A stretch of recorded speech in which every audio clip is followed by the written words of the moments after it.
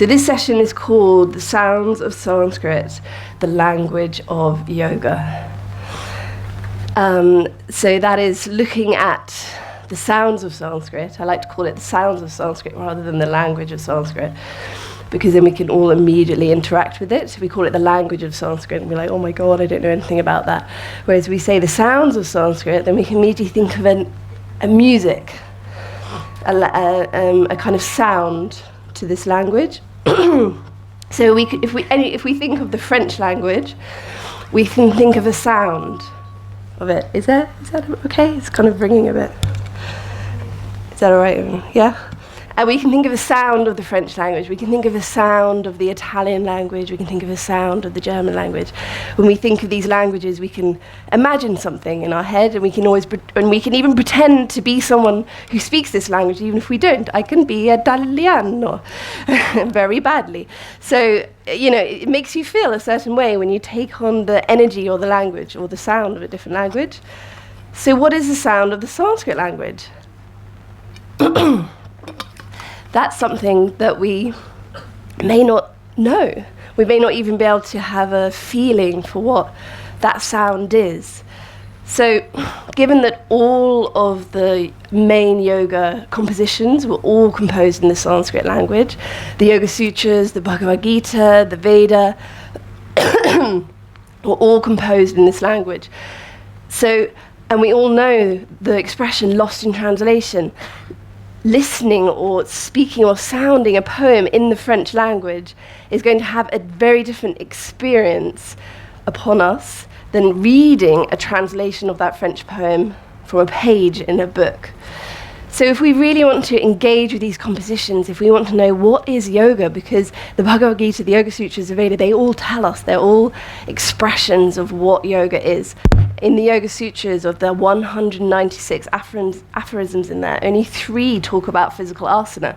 So what do the other 193 aphorisms talk about? So we don't have to have a master's or a PhD in Sanskrit language in order to penetrate this, because these texts or these compositions, because they weren't texts, they were composed, they weren't written down until much later. They are written, or they are composed in what's called a spiritual language, which means that you can't really look up the words in a dictionary and translate it. It doesn't work like that. Or it will give you a very superficial feeling for it. It's the same in English. You can look up translations of what we say in English, but because of the way we said it and the resonance and all the sub-meanings that we have in this language, what we're actually meaning can be something completely different to what we said. So we have to open our minds up to this when we start engaging with these great yogic compositions.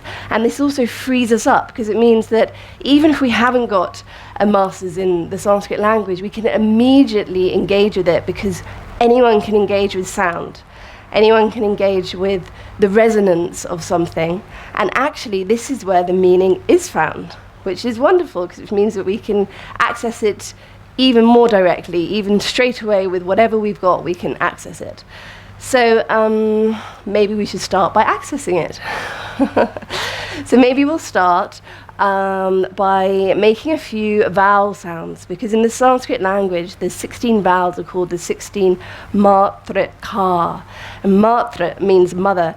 There are many different words for mother in the Sanskrit language, but one of the words for mother is matra. And English is the granddaughter of Sanskrit. So the mother of English is Latin, and then ancient Greek, and then Sanskrit. So many of our words can be linked directly to the Sanskrit. So even though we may feel like we have absolutely no connection with this language whatsoever, once we start looking at it, oh my God, that's like the English word. We can see connections all the time. And then if you speak another Latin language, like French or Italian, you can see even more connections. So we can all see the immediate connection between matra and mother. So the root of matra in Sanskrit is ma, and ma means in measuring out the consciousness. So if you want to get deeper into a Sanskrit word, you have to look to the root of the word. And this is what's so wonderful about the Sanskrit language, is that every single word has what's called a root, a dhatu, a seed beneath it, which we don't have in the English language. And there are only 1,200 dhatus in current use in the Sanskrit language, which isn't many if you think about it. So there are only 1,200 seeds, if you can imagine, in this field. There are 1,200 trees seeded, and then out of these seeds come these trees, and from these trees come many, many, many, many different fruits. And those fruits are the words of the Sanskrit language. Now, some trees only have a few fruits, and some trees have hundreds and hundreds of fruits. So once you can start recognizing feelings to words, for example, kr is the root of the word karma. So anything which got a kr or kara or in it is going to have something to do with action. So immediately we've got access to perhaps 200 words. We can recognize, oh, that's got a bit of a kr thing going on. That's probably something to do with action.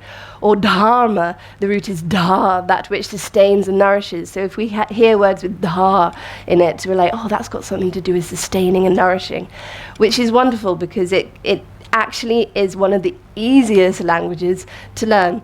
Firstly, because of this root system. Once you start recognizing roots, you can immediately go back to the energetic resonance of a word. And secondly, because once you've learnt how to read or pronounce a letter, it will never ever change, which is of course the complete opposite to English language. Just because you've learned the alphabet doesn't mean to say you can read a single word of the English language, because every single word is like, oh, well, in this instance you actually pronounce it like this, and in this instance you actually pronounce it like this. In Sanskrit you learn there's 42 to 54 letters depending what angle you look through, but all of those letters, that's how you pronounce it. Every time you see it, that's how you pronounce it. So once you've learnt those letters, you will be able to read and sound every single word in the Sanskrit language. You may not understand what it means, but you will at least know that this is the energetic feeling of this word. This is how you pronounce it. And you can know with a surety that that's how you pronounce it. You don't need to check with anyone once you've learned those letters. So that's pretty wonderful. So that's a really, and also it works in a completely different system. I like to compare it to a Mac and a PC. So obviously, although Macs can be annoying too, but anyway. The Sanskrit language is like the Mac. It works intuitively with the mind. It works with where in the mouth you're pronouncing things. You become very aware of where your tongue is, because it's all to do with the 5 places of articulation. Whereas in the English language, we just don't have the same system at all. So these 5 places of articulation are called the 5 asya. And has anyone heard a word that sounds similar to asya before? Asana. Great, which is not pronounced asana. Asana. So it's got the same root, as, which we often don't say because, of course, there's the English connotations. But anyway, as means in sitting, and it's always given in a verb form. In sitting, in the action of sitting, you will find out what this root means. So what this means is, where are we sitting in our being? We can be sitting in so many places in our being. We can be interacting with someone and be sitting miles away, confused and upset about a situation going on a million miles away. We can be kind of there but slightly upset with what's going on in front of us, or we can be totally present with a moment and our mind and our everything is somewhere else and we're just engaging directly with what's in front of us. There are myriad, so many different places that we can be seated in our being, and this is the true meaning of the word asana. Where are we seated in our being? And then that helps us to take it off something which we physically do for an hour or 2 hours in the morning, and as a constant reflection as we go about our engagement with life. Where am I seated right now? And the Sanskrit language asks us to do this because it talks about the 5 asya, the 5 places of articulation. There are 5 places that we can be seated in our being. Dependent on where we make this sound will change our mind, because if we literally change where we sit, if I go sit there, I will see things differently, because I'm literally seeing things from a different angle. So we can see that in an external way, dependent on where I sit, I will see things differently. Same in my mind, same in my being. If I'm seated in a place of anxiety and fear, thus this is what I will see. If I'm seated in a place of peace and openness, thus I will see this way. So these 5 points of articulation are connected to the 5 great elements: earth, water, fire, wind, and space. And when we connect with these different arts, they connect us with these 5 great energies of being, because we are all made of these 5 great elements, as is everything else around us. And so when we start connecting with our fundamental essence of being, we connect with your fundamental essence of being, and we connect with everything's fundamental essence of being, and we get out of the idea of this separate me, and we start connecting with fundamental essence of beingness. And this is what the Sanskrit language is doing, but only when we're really connecting and aware of what these asya are doing for us, and we've really worked with these 5 positions and found out what they can reveal for us. So that's what we're going to start with. We're going to feel for ourselves these 5 asya. And there's a wonderful way of describing consonants and vowels in the Sanskrit language, which really helps to enliven and help our understanding of how things work around us. So vowels are sounds that just theoretically continue forever. Unless you stop it, I could, until my breath stops, that's going to continue forever. It's a continuous open sound that just comes forth. Whereas a consonant doesn't come. I cannot sound a consonant unless I've got a vowel to give it life to it, right? Try saying a k. I put a vowel with it to make it k, to sound it. Without a vowel, nothing. Nothing. So the consonants they're not inert, they still have consciousness, but they have no integral life to them. They need the vowels to come to bring them into a form that we can recognize. So does this remind anyone of any concepts that are talked about in the Yoga Sutras? Yeah. The 2 main fundamental things that are talked about, concepts of the Yoga Sutras, are this and this, beginning with P's. And Purusha. Purusha and Prakriti. So Purusha and Prakriti is a fundamental exploration of matter that occurs in the Yoga Sutras. What am I made of? I'm clearly made of matter because I can feel it. And we all know, we can look inside a body and there's matter. But which is Prakriti in Sanskrit. But there's also something else, right? Because there's a difference between a dead body and an alive body. So what is that difference? And in Sanskrit, they use the word Purusha, which usually gets translated in English as something like consciousness, although you could talk about this subject for a long time, because Prakriti is also conscious, because when you die and you're put in the earth, you will compost. That's a very intelligent system that's going on, right? Your body is still alive. It has the gunas in it. It's interacting with the earth around it, and it manages to compost.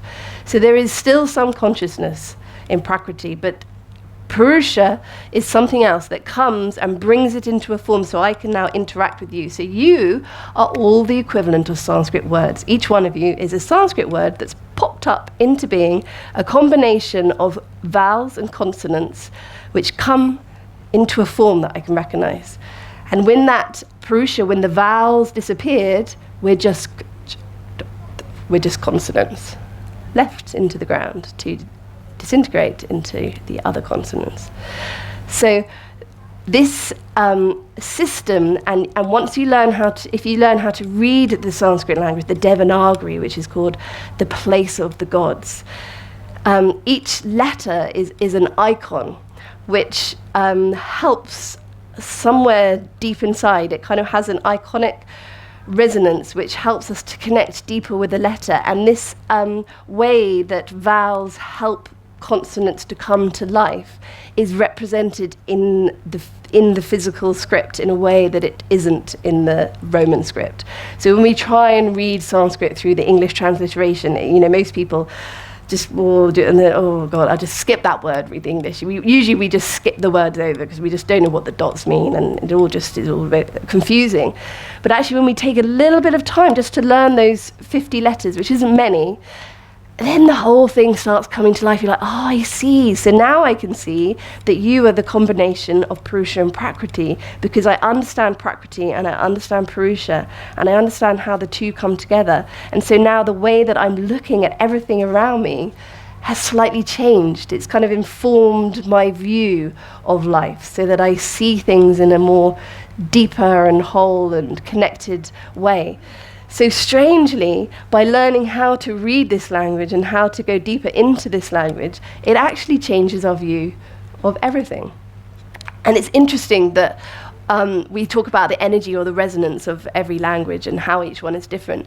It's interesting that there isn't a Sanskrit-speaking nation that has ever conquered or gone to war. The English language has done a lot of conquering and a lot of going to war, but the Sanskrit language, there isn't a conquering Sanskrit army. That isn't in its energy. That just gives you some feeling. Another little interesting point that I think that it has a energy.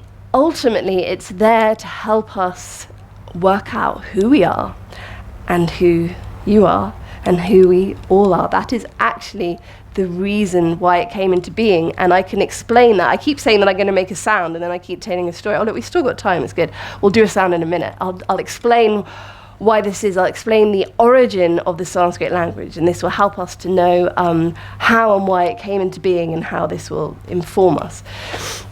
And then we'll make some sounds for us. Sorry, when you cough on it. So, mankind had fallen into a terrible state of despair. Everyone was feeling despondent and terribly worried about the state of mankind and the state of the future of mankind. So even the sages and the gods themselves didn't know what to do about this situation. This is how bad the situation had got. So 4 sages on behalf of mankind went forth to Lord Shiva. And they said, Lord Shiva, please help us. Mankind has fallen into a terrible state of despair, and we don't know what to do about it. So Lord Shiva, being Lord Shiva, said, I know what has happened, and there is no need to fear. A demon called Apasmara has descended upon mankind. And Apasmara means the demon of forgetting. So mankind have forgotten who they really are. So Lord Shiva then assumed the form of Nataraja, which is the dancing Shiva. And you might have seen the statues of him. He's kind of like this to the side, and there's the fire all around him. And this is the story of the origin of Sanskrit. And Nataraja is also, this pose, but in the statue he's actually to that side. But anyway, Nataraja means the king of the dance. I am the lord of the dance, said he. Maybe there's a connection, who knows. The lord of the dance. And he danced the cosmic dance of creation on top of the demon of Apasmara. So you often miss this when you look at the statue. You may not realize there's a little blob underneath his feet. In the cheaper models, you can't really see it. It's just literally a little blob, but when you get the expensive model, you can see it very clearly. So he's dancing this dance, the cosmic dance of creation, while simultaneously destroying the demon by dancing on top of him. It's quite an amazing image. And around him, surrounding, as he dances this, the great fire beams exude from him, which is why you have the fire all around him, because so much light and creativity and energy comes forth from this dance. And then there is a moment's silence. And this is representing the transcendent reality that sits beneath all the dance. So we have the creative dance of every single moment. We're constantly bringing this reality into life before us, but at the same time, there is the transcendent reality beneath it all. And in that transcendental reality, he takes his damaru drum, which is shaped like an hourglass, and this shape, which is now the XR logo, is a connection between the causal and the physical realm. So we usually talk in English, it's quite common to talk about the conscious and the unconscious. In the Sanskrit realm, there's actually four realms. There's the physical, the subtle, the causal, and then what's called the fourth, Turiya, that which pervades it all. So this drum is the causal and the physical, interacting through that point in the middle, which is the subtle, which is the mind. So the mind is constantly in this play between the physical and the causal. We're constantly bringing the causal into manifestation, into an apparent physical reality in front of us. So this is what he does with his drum in this transcendental reality. And he bangs it. He does it 14 times. And each time he does it, out come a string of letters. Ayun, bang, Rorik, bang, Aeon. I'll chant the whole thing for you in a minute. And what comes out are the 42 letters of the Sanskrit alphabet. And these letters in this particular form are called the Maheshwara Sutras. So Shiva takes 3 different names in this story. He's called Shiva, he's called Nataraja, and then he's also called Maheshwara, which is the title of these sutras, which means Maha Ishvara. Ishvara, the ruling creative principle of this moment. Maha, great. The great ruling creative principle of this moment. And these sutras are the cosmic dance of creation with reference to the silent transcendental reality in sound. So I'll chant them for you so you can hear how they go. And I'll just do it twice. I'll do it once slowly and I'll do it once a little bit quicker, and then you can just hear it.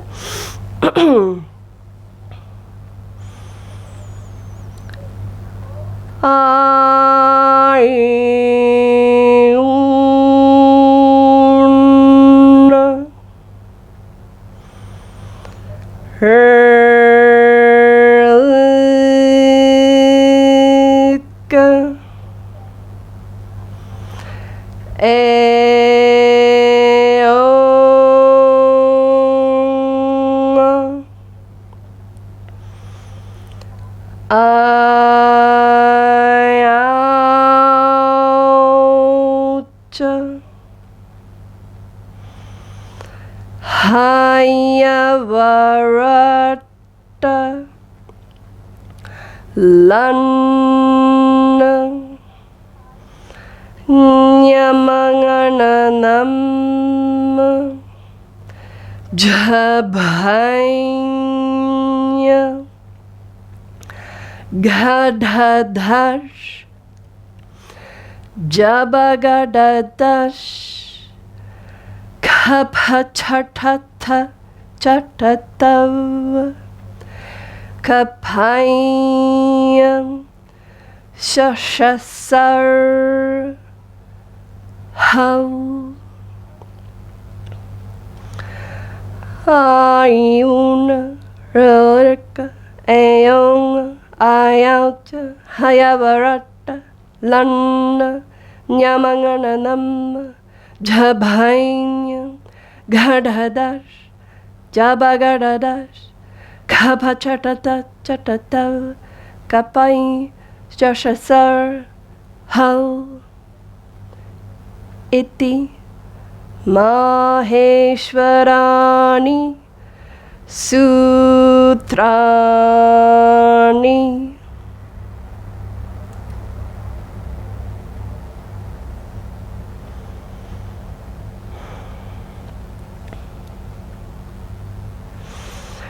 So you may be able to feel that there was like a particular resonance to that sound. This has a different resonance to A, B, C, D, E, F, G. It's got a whole different feel to it. And present at this dance was a sage called Panini. And he went on to write the greatest grammatical work perhaps ever in the history of language. And this great grammatical work was called the Ashta Dhyayi. So Ashta, 8, Dhyayi, meditations. It's called the 8 meditations. So he took these Maheshwara Sutrani, Ayun, Rurik, and he meditated. And he produced almost 2,000 sutras, which are known as the 8 meditations on these sounds. And these meditations are the grammar work of Sanskrit. But you can hear by the title and by the story surrounding it that this isn't a normal grammar book like we might have found when we were studying at school. You know, you learn the nouns and then you learn the vowels, and then this is a whole other thing. This is coming out of mankind falling into misery. How do we remember how we are? We trample on who we're not, and then what can come forth is who we are. And these sounds are kind of like a cranial rhythm. They connect with a deep bio-resonance deep within us. Within the Sanskrit tradition, they're always chanted before any practice or any study. They are the kind of bedrock of the whole of this tradition. It hasn't kind of made its way into the yoga tradition because it's still in the Western yoga tradition, but in the Eastern yoga tradition, the people that I've connected with who've been involved with the Sanskrit and the Yoga Sutras, this is the fundamental thing that we chant, because it brings us into an alignment with the creative dance, the dance of creativity and the stillness of who we are. And it is also the foundation of all of mathematics. Extraordinary enough that as these amazing codes that can come out of it, which are actually the foundation of mathematics as well, because sound and mathematics, as the Greek knew, were intricately linked. They were both part of the quadrivium. Sound is music in motion, and maths is, music is number in motion, and maths is number in status. So the two are very intricately linked with number, and this is the connection with the Maheshwara Sutras. So these 8 meditations take us on a journey. They make absolutely no logical sense to the Western mind. It doesn't follow any kind of form that you think it would do. But what it does do is go in a circle like this, and it goes ba ba ba, and halfway through the 6th chapter it says Purvadrasitam. From this point on, every sutra that follows will be invisible to the sutras that come before it. And it and it goes into this invisible thing until the final sutra, which is, sorry, my throat this morning, iti. Iti is something that all the great works end with. It's like, so it is, which is literally 2 A's, iti. Which is the meaning, the great things have been written on this. This is another pithy aphorism which takes us somewhere which our logical mind may not immediately understand. So it goes through this whole great thing of language. It starts getting invisible. All the sutras that come from this point on are invisible to the previous ones. And then we get it right into the center. Because it all comes from And is where we're going to start with our sound, because this is the line at the top. We've all seen the Devanagari, it's got that line at the top. That line at the top represents the because no sound can come forth without the and this connects us directly with the element of space. So if we put our fingertips on our area of our heart, and we just breathe into this space, and we can just close our eyes if we wish to.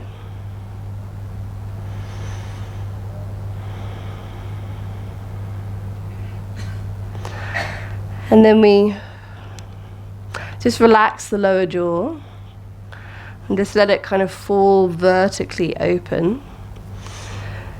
And then we just let out an audible exhale in our own time.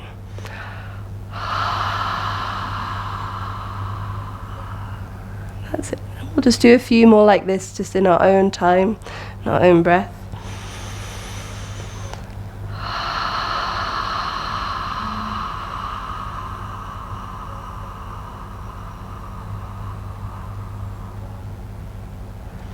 And just one more.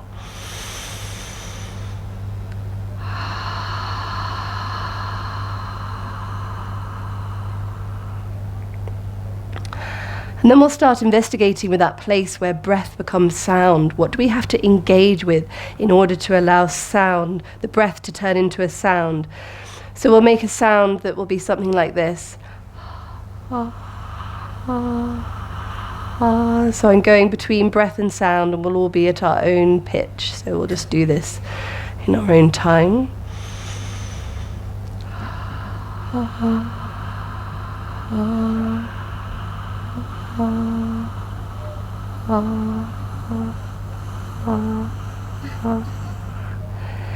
See if we can feel that sound starting to be made right down here in this area of the heart where our fingertips are. We'll try that again.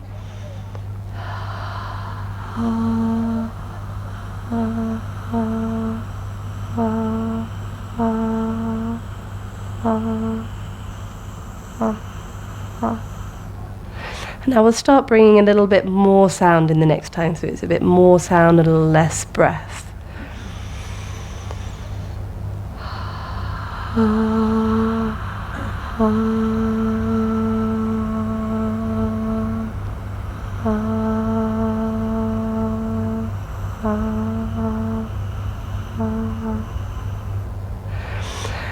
And now I'd like you all to just rub your jaws from side to side and just really let that lower jaw relax down. And we're going to start with our next sound. It's going to be more of a continuous, just a soft R sound. So we'll bring our fingertips back to our heart and make this R sound.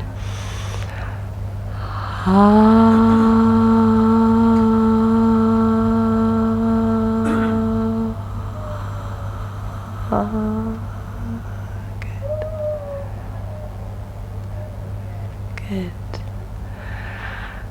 Now I'd just like you to just open your eyes and just watch. I'm just going to show you how just changing this lower jaw will affect the sound. So I'm going to make the same sound with a kind of slightly closed mouth, and then I'm going to open the jaw and just see how the sound changes.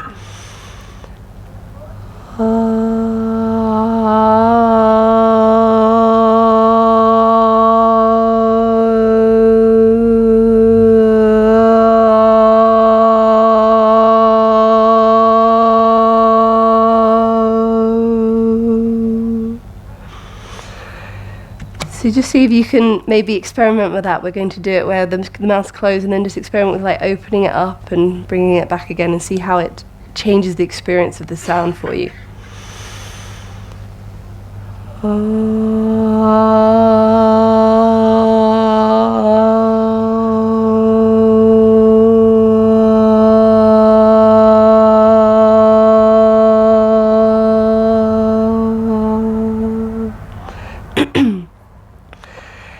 Good. And now we'll do one just straight with the relaxed lower jaw and with a fuller sound, so a kind of full R sound. So we'll do that together.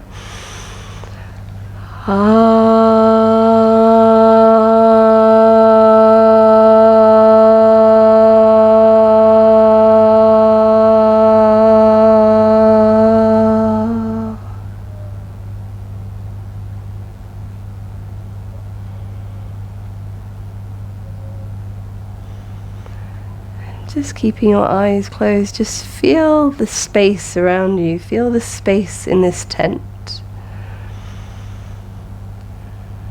We're just going to make the sound one more time and just feel if this sound has any impact on the resonance of the space in the tent around us. So we'll make the sound together.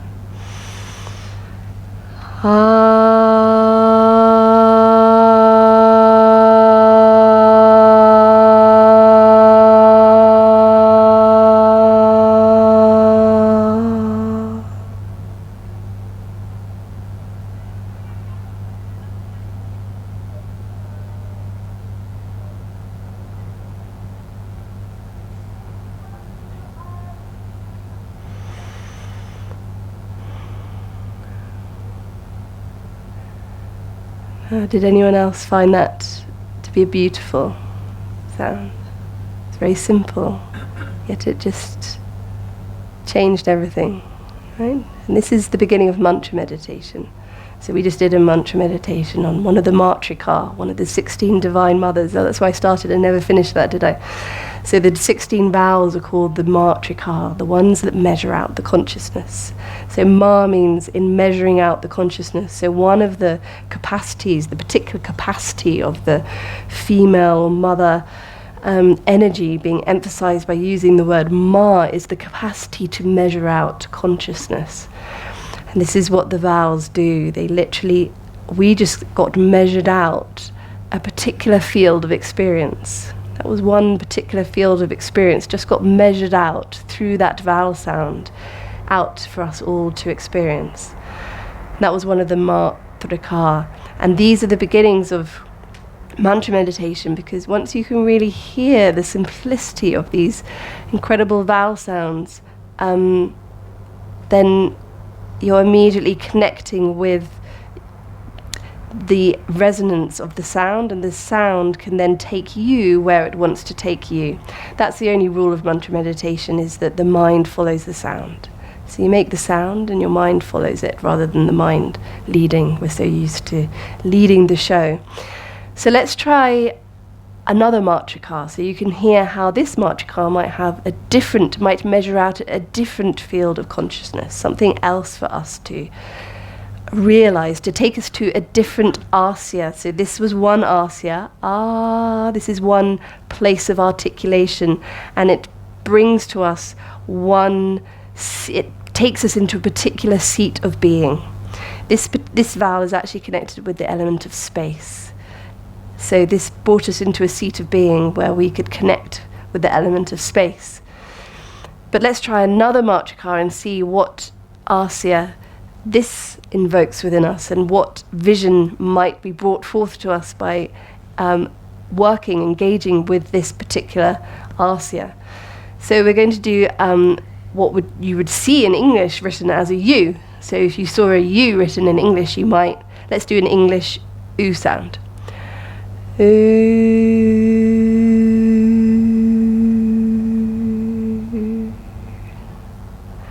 Which is nice, it's fair and far enough. It's not as bad as how badly we do the E's, but we'll come to that. But the Sanskrit one is actually slightly different. So I'm going to go from the A, because this is always our starting point. I'm going to go to the U. And the U is actually like pretend you have a pencil in your mouth. And you've got the pencil in your mouth and it's there. So I'll show you the difference, and then I'll make the Sanskrit, then I'll go to the English and back to the Sanskrit so you can hear the difference.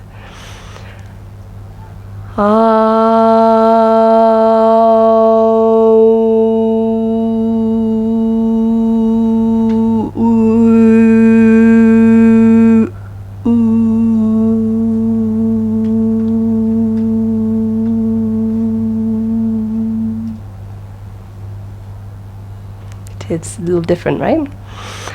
So let's try. We're going to go from the A to the U.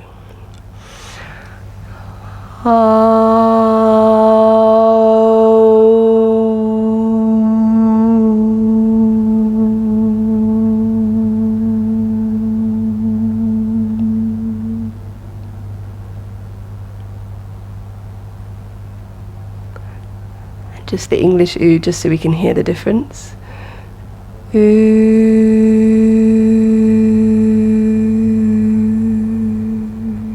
Sanskrit U.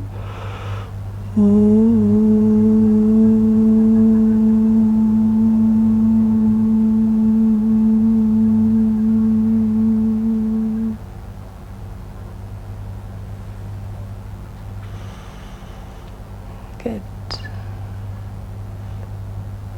Does anyone have any feeling for what element might be being invoked through that sound? Sometimes people have feelings. Not quite, but it has got that feeling of movement, hasn't it? Water, yeah. This is the movement, the sparkling. If you imagine a sparkling lake, it kind of has that translucent, sparkling quality to it. Let's just do that one more time. We'll go from the A to the U. And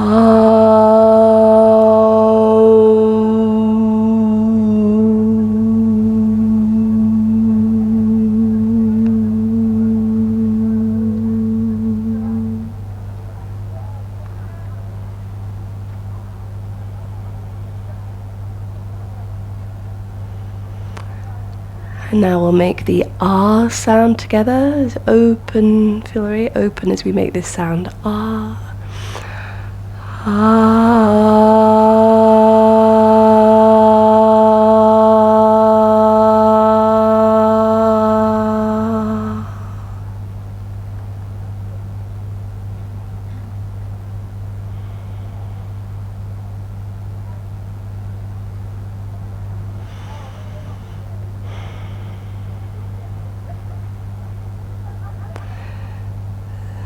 So it's very simple, but very profound. So we'll try this. We'll try the E sound, which is one that is a little tricky for us, but it's useful for us to hear it because it's very strong difference between the English and the Sanskrit. So if we saw the letter, well, the sound is in E, which is transliterated by the letter I in the English transliteration. So this sound we tend to make in English like this. E, he. So let's all try that. E, he. That sounds a little bit like E, right? Ooh. E. That doesn't go. If these sounds, if you can imagine, like, you know, a bell, this beautiful, bell, and the. These are the matrika. These are the divine measures out of consciousness. So when we make these sounds, that's what we're listening for. This is what the Sanskrit language has the capacity to evoke. So we know for ourselves if it's right or not. If it's like, ooh, then we know that we haven't done this. Is pronunciation important through one lens? No. The heart can outlay everything. If you were singing something from the heart and we're in the Bhakti tradition and we have no idea about any of the Sanskrit pronunciation, it's still going to do something, so that's great. Through another lens, if you want to crack a pane of glass, you have to hit the right note. And that's what, in its depth, mantra meditation and the sounds of Sanskrit and the whole tradition of the Bhagavad Gita, the Song of the Lord. What does that mean, the Song of the Lord? The Song of the Lord means, and that's not something that can be man-made through your own ups and downs. The Song of the Lord comes to life when you get rid of all the swara, all the ups and downs, and you just sing it, what's called ekashruti, which means one tone. Dharma kshetre, kuru kshetre. And while you're saying it, you feel exactly where it's being pronounced. And then the Song of the Lord reveals itself to you. So the more simple we become, the more likely we're going to have the experience of the glass shattering, which is what we're really looking for, I think. Or we can be looking for a wonderful connective heart experience, and then we can do something else that will take us there.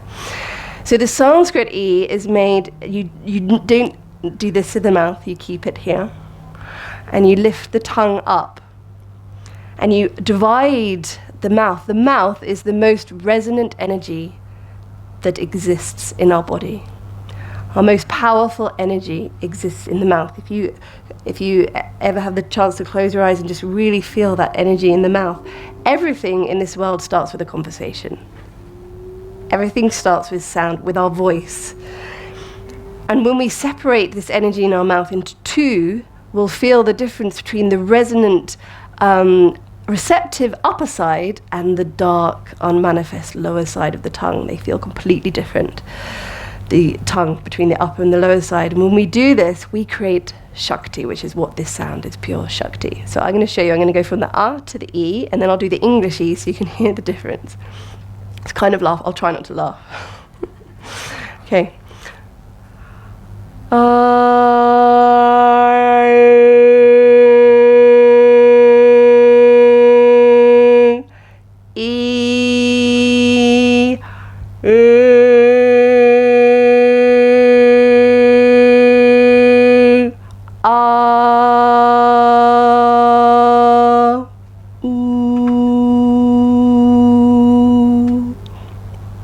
Did the other sound so you could hear.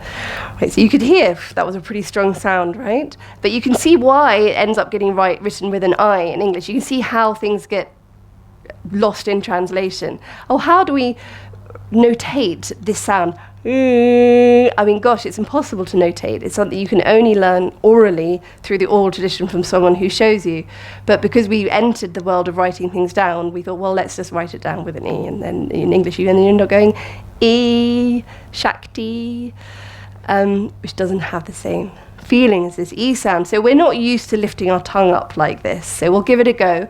What will help is if you do this because it keeps your mouth from going into the E position. So you start with your tongue relaxed in the R, and then you lift it up and bring your energy to the top half of the mouth, your focus, and feel the energy coming through the top half of the mouth. So let's try. We'll go from the R together.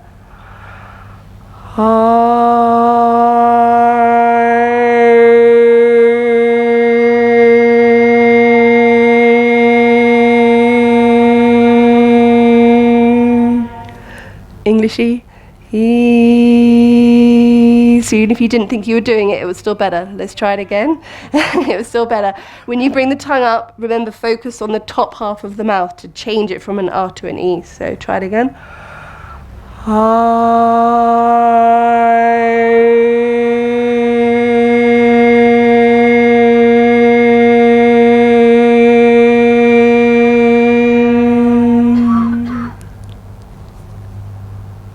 It was different. It was good. I know usually at the end of that sound, everyone's like, was I doing that right? It takes a while to sit in. It's like after the ooh, we all sat in our being. Whereas that, well, I don't know what I'm doing. But at least you got the feeling for it, okay? You could feel the difference. And the tongue does access different positions because the tongue is a microcosm of the macrocosm. We know that, other traditions have mapped out the acupuncture points of the tongue. So it's the same, when we start moving our tongue in different places, it will create different seats of being within us. So we'll try one more, which is easier for us to make. It doesn't exist in the English language. And it's the sound for Krishna. There's no I in Krishna. Krishna, it's written K-R dot down. So an R with a dot underneath it is a vowel in the Sanskrit language. And the way that you make it, I'll go from the R, and then we lift the tongue up, and we lift the point of the tongue up through the roof of the head. Murdana position. It takes us right up here, and this is evoking fire. And you'll feel it when we put the tongue up there, when the energy goes through, the air goes, the prana goes through the tip of the tongue, it literally heats up the tip of your tongue. So I'll make the sound for you.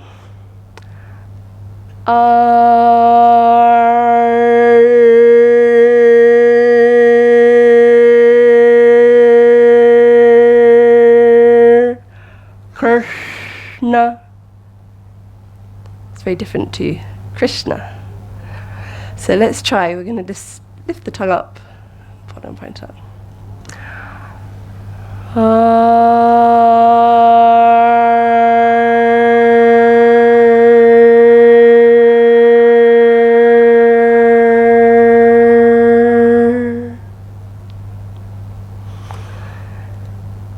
Let's do it one more time. This time we'll just do it quietly. Together.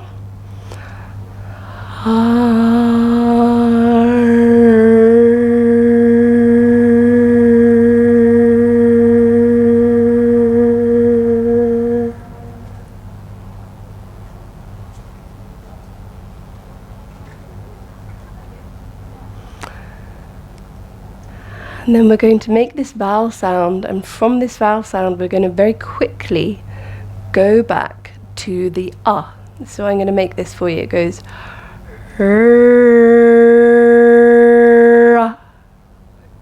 together.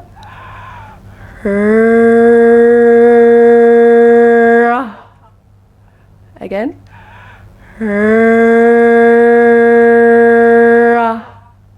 And then we're going to end it with a rung, with a rung, but don't hold the just rung at the end. Rung, and now rung, rung. And now we're going to make the sound ooh, and then I want you to very quickly go back to an so it's going to go like this. Ooh, ooh, again. Ooh, and then we're going to end with a at the end. So ooh, ooh, and now wang, wang, and then we'll say wang together a few times. Wang, wang, wang, wang, wang, and now we're going to say rung together. Rung, rung, don't hold the at the end. Rung, rung, rung, rung, rung, rung, rung, rung, and now we're going to make the sound, the E that was hard for us to make, but we're just going to try, and we're going to go like this. E-ah, and go back to the very quickly. E-ah. Again. E-ah. Add the at the end. Young. Now young. Young. Together. Young. Young. Young. Young. Young. Young. Young. Young. Young. Young. Young, young, young, last one, young.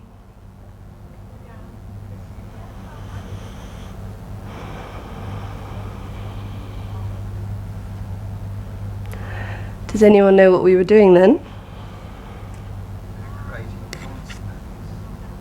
What do we call those things, those sounds? Bija mantra. Have you ever done the Bija mantra like that before? Because the Bija mantra are the antastha, the ones that stand between. They're the semi-vowels. And this word for semi-vowel in Sanskrit is antastha, the ones that stand between. What do they stand between? They stand between the vowel, going back to the And when you go from the vowel, back to the this what naturally gets produced are what we call the Bija mantras, the semi-vowels. Ha, ya, ra, la, wa. Ya, la, ra, wa, ha. Ours are the only slightly different one because it's going from to so the only way you do that is to inject air through it. So this, if anyone's done the Bija mantra before, I just wanted to show you that, how these have a very different, we might have before done lum, bum, rum, yum, hum, but if you feel the antastha, you feel where they have to start from the asya of an wang, wang, it's got a completely different feeling to vum, vum, wang. Why it's an at the end is another story. I can explain it, but I think that's a longer story. Going back to Krishna, what does Krishna itself mean, apart from the god who plays the flute? What does Krishna mean? The actual word? Dark. So Krishna is dark and Arjuna is the light. So the conversation between Krishna and Arjuna is the conversation of bringing that, the unmanifest lower half of the tongue, up into the manifest upper part of our tongue, into light, because it's all within us. So we all have this fathom of knowledge beneath us, but we need to bring it up from the causal realm into a realm that we can recognize. And this is the conversation which Maheshwara has when he bangs his damaru drum between the causal and the physical realm. And this is what Krishna and Arjuna are doing in their conversation. They're mixing up the causal Krishna realm and the physical Arjuna realm, and what comes forth is the song of the Lord. What comes forth from this banging of the drum is the song of the Lord. Ayun Rurik Ayung Ayut. It's the same idea of this looking deep within to bring forth that which is deep within into the light of our being so that we can see it. Is that a question? That's it, yeah, 5 minutes, yeah, got it. You can see I'm culminating in the wonderful end. And so when we say Krishna, if let's all try saying it, Krishna, Krishna, with the tongue up, for the R, the S, and the N all have dots underneath, so they're all Krishna, Krishna. And now let's say Krishna, Krishna. Which one sounds darker? Krishna. Does that take us into that feeling of that underrealm of the tongue? Can people feel that? If you just feel into your tongue, can you feel the difference between the lower half of the tongue and the upper half of the tongue? Can you feel how different it is? So when we really, if we say everything's within us, well, everything is within us. What can we learn from our tongue? What can we learn from our mouth? The Sanskrit language can help us to learn this by taking us into these different arsias, these different realms of being, to help us see, bring forth, because what came forth from that R sound came from within us. What came forth from that E sound came within us, but we needed something to help that measure the consciousness out into being so we could recognize it and to give thanks for it. So, I think that's a little summary, quick summary about the Sanskrit language and yoga and how they're connected. Any questions? You mentioned is fire, Yeah. is water, E is air. E is air. Ah is space. I didn't do the mother of the gods. I didn't do the mother of the gods. The mother of the gods is the tongue pointing, because it's a bit tricky, the tongue pointing towards the top of the back teeth.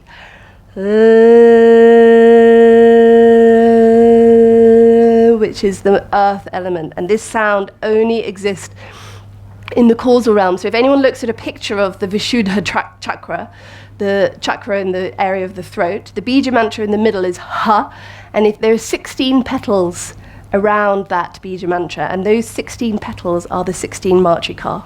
I, u, a, I, o, au, ah. Those are the 16 measures of consciousness. They sit in the Vishuddha chakra, sitting around it. So I've got lots of handouts and all this. I'm in the process. The book is on its way. But if anyone wants any handouts, give me your email address afterwards. I'm going to teach how to sound and read the Sanskrit language online starting on the 24th of September. So there will be a certain element of actually learning how to resonate with these icons, but I inject a lot of other chants and stories and anecdotes and other stuff as much as I can pack in. So it's 10 sessions every other week. If you can't make the live sessions, there's lots of people who didn't make any of the live sessions in my last one, and they caught it all up afterwards on the video. And then you send me homework and I mark it for you. And the homework is quite simple. It's just 1 or 2 pages of an English letter, and then you have to write the Sanskrit letter underneath, and then I just mark it and send it back to you. There's no essays or anything like that. But I do send recordings and loads of handouts, or basically all of my book, which are currently in PDF form, which I send accompanying all of that, so everything becomes much clearer. So if anyone's interested in that, come and give me your details. Or look at my website, which is Lucy Crisfield, so it's all on there. Yeah. The which one? Tongue up. Right up. Yeah, Krishna, the sound of Krishna. R with a dot underneath. But often in the Google, they miss all the dots underneath, so then you end up, oh, well, this KRS doesn't make any sense, just stick an I in the middle. And they stick an H after the S, because you can't have SN, no one knows what a dot underneath. So you can see how easily it happens, but it's kind of laughable how many mistakes like that have entered. I mean, I haven't even got onto Shanti or Om or anything. But, yeah, that's a big Exactly. I will be covering that on my course. So, or I'm doing in-person courses in Exeter and Stroud if people want to do a Sounds of Sanskrit, Language of Yoga person, 4 sessions from September. That's very experiential course, which doesn't teach you how to read. It just teaches you lots of experiences. But yeah, the Om thing is a big thing. It doesn't end with an M. It ends with an Anuswara. It's an M with a dot on the top. But that dot on the top gets scrapped. So you just see O-M, and you go Om. So you did say, it's at least, if you're going to say something quickly, don't say Om, it's Om. So at least get the first vowel right, but that Anuswara is magic. And so the Visagas are, the Anuswara with the M with the dot on top is a magical, resonant, energetic thing that changes the energy of the vowel that goes before it. But we don't even ask that question. We just see an M and think, oh, well, it's an M. So it's not an M. But again, I need another hour for that. Sorry. Come on Sunday morning at 8. Maybe I'll do it then, depending who's there. That's a whole session, because you need to go from A to U. You need to know about the Mandukya Upanishad, which talks about A, U, You need to know about the 3 states of being, the physical, subtle, and causal, because that's what Om is taking you to. And then you need to know the Turiya, which is the whole sound. So it's, it's a big teaching. But if you want to just look it up you'll try and do something by yourself. The cream of all the Upanishads is the Mandukya Upanishad, and it's only 12 lines long. So you could take the Mandukya Upanishad, and that tells us what Om is. So that is a really good Upanishad to work with if you want to start investigating what Om is, and it's only 12 lines long. So if you don't take anything else with you, you want to take some homework, then take that. But don't sound it wrong. Because it won't work.